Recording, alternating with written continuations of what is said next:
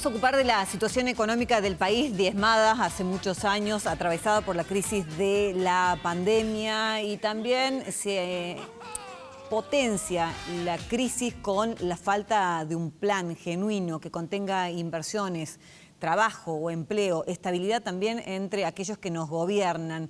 José Simonella, te sumo a esta charla para, primero, que nos cuentes si voy bien encaminada, si alguna de estas alternativas debieran tomarse para empezar a hablar de un cambio en serio. Y saludarte también. ¿Cómo estás? Muy buenas noches. ¿Qué tal? Buenas noches, Cruz. Un gusto estar acá.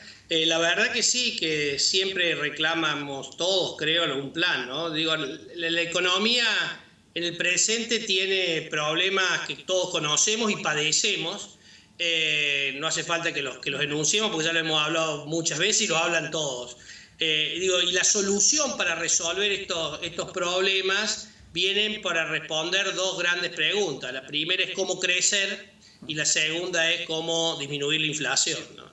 Y estos son puntos sobre los que hasta ahora los diferentes gobiernos no han avanzado, digamos, de manera decidida, ¿no? Manteniendo siempre un status quo que les ha permitido, en algunos casos por el viento de cola del precio de las commodities, como el actual gobierno en este momento, o por el caso del endeudamiento, de la entrada de capital en el gobierno de Macri, o porque contaba con reserva suficiente en el gobierno de Cristina. Pero digo, nunca avanzaron con decisión para responder estas dos grandes preguntas, que son el puntapié inicial para después solucionar todos los problemas que conocemos y padecemos: pérdida de empleo, pobreza, cierre de empresas, caída del salario real, etcétera, etcétera.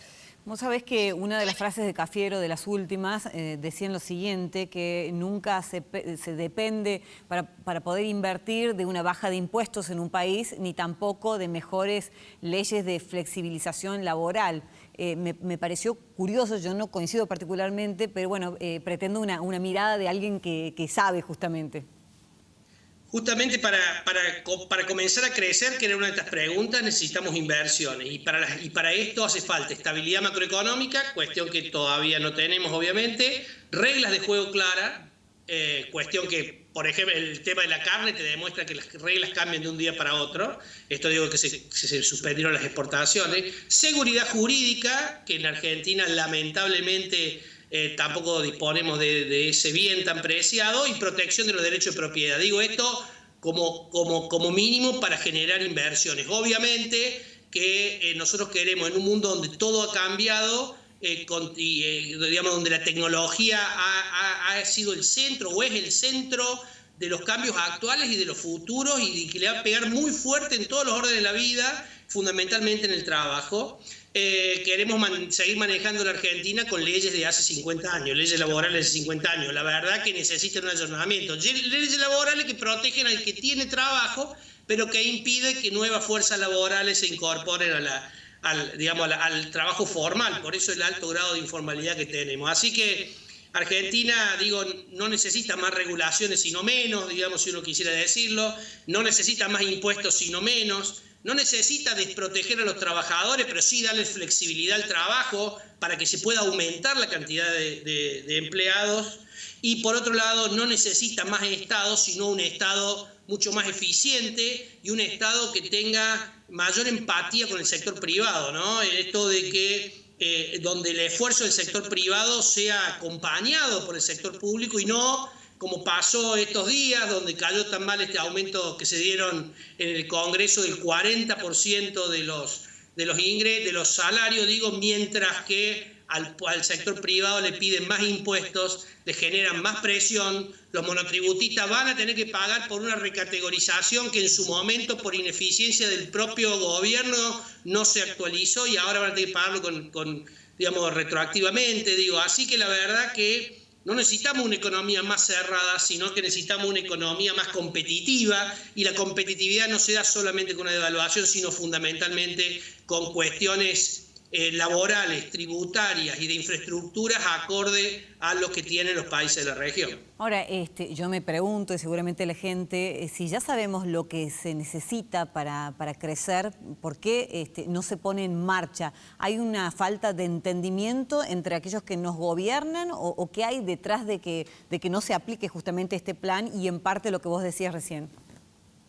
Lo que pasa es que habitualmente los gobiernos no quieren asumir el costo político, entre comillas, que podría tener un plan de este tipo que genere disminución de inflación y que genere posibilidad de crecimiento.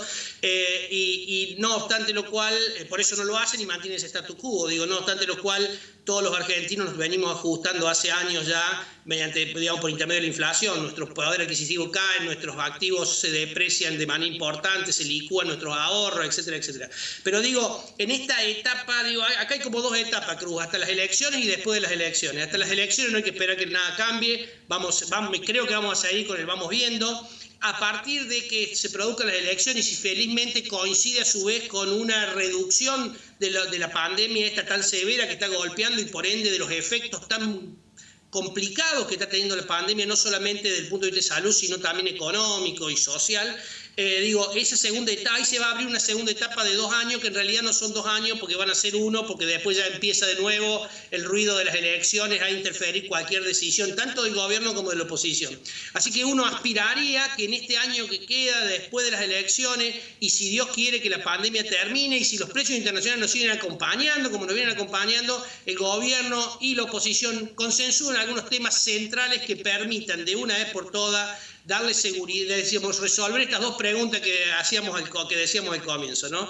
Que se pongan de acuerdo en cómo crecer, que se nos pongamos de acuerdo en cómo disminuir la inflación y que no tratemos de sacar ventaja de cada cosa ni tengamos miedo de tomar las medidas que hay que tomar, porque de lo contrario vamos a ir siendo uno de los pocos países en el mundo que tenemos el problema tan severo de la inflación, porque esto ya es un flagelo que en el mundo casi prácticamente no existe, y por ende vamos a ir teniendo dificultad para generar o para sacar gente de la pobreza, ¿no? Y si no somos capaces de crecer, no somos capaces de generar empleo, no somos capaces tampoco de solucionar. Esto no se soluciona con más Estado, como decíamos recién, se soluciona con un sector privado más vigoroso y con un Estado mucho más eficiente que ayude y ordene a ese sector privado para que el crecimiento sea lo más equitativo posible. Bueno, qué distancia, ¿no?, entre el vamos viendo del Estado y la necesidad de resolver la situación económica del resto de la sociedad. José, ¿se viene el Día del Contador ahora, por estos días? El miércoles fue el Día del Profesional del Graduado en Ciencia Económica, donde festejamos en todo el país el Día de los Graduados en Ciencia Económica. Y déjame, Cruz, ya que sacaste el tema, aprovechar para saludar no solamente a todos los matriculados, sino fundamentalmente pedirle por un momento a toda la sociedad, a todos los clientes de estos profesionales, contadores, licenciados en administración, licenciados en economía, que piensen que durante toda esta etapa tan difícil para todos, por ende también para los profesionales, ustedes contaron con su profesional de ciencia económica al lado, ayudándolos, absorbiendo muchas veces sus dificultades y no siempre pudiéndoles explicar la cantidad de dificultades que tenemos para poder hacer nexo entre las obligaciones de los contribuyentes y las aspiraciones del Estado, con aplicativos que no funcionan, con AFIP otorgando poco tiempo. Sin ir más lejos, AFIP está otorgando una prórroga de impuesto a la ganancia para las personas físicas y para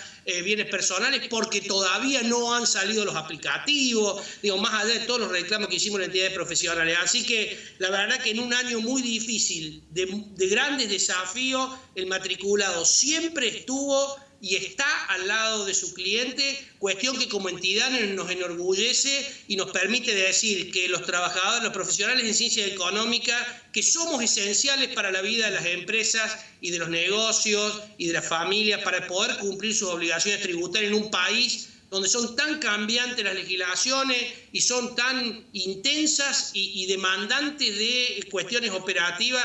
El profesional siempre estuvo al lado de cada pedido de ATP, al lado de cada pedido de repro, al lado de cada recategorización de monotributo. Ahí estamos, ahí seguiremos estando y con orgullo puedo decir que los profesionales de ciencia económica hemos cumplido con la obligación que tenemos frente a la sociedad, frente a nuestros clientes y ojalá el Estado en esto que hablamos de un Estado un poco más eficiente, nos acompañara un poquito más para poder dar un mejor servicio a los clientes y por otro lado también que el Estado también se beneficie pudiendo recaudar de una manera más ágil, más sencilla y sin generar tanto trastorno al contribuyente y al profesional.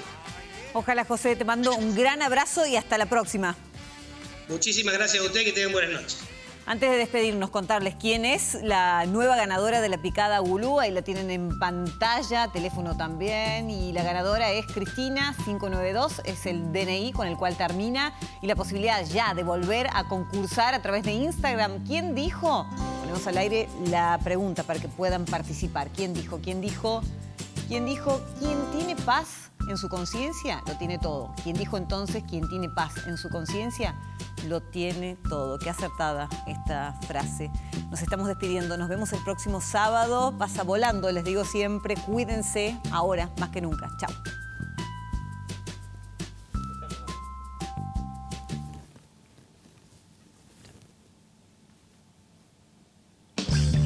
¿Querés beneficios y canjear tus puntos por increíbles premios? Asociate sin cargo a Club Personal.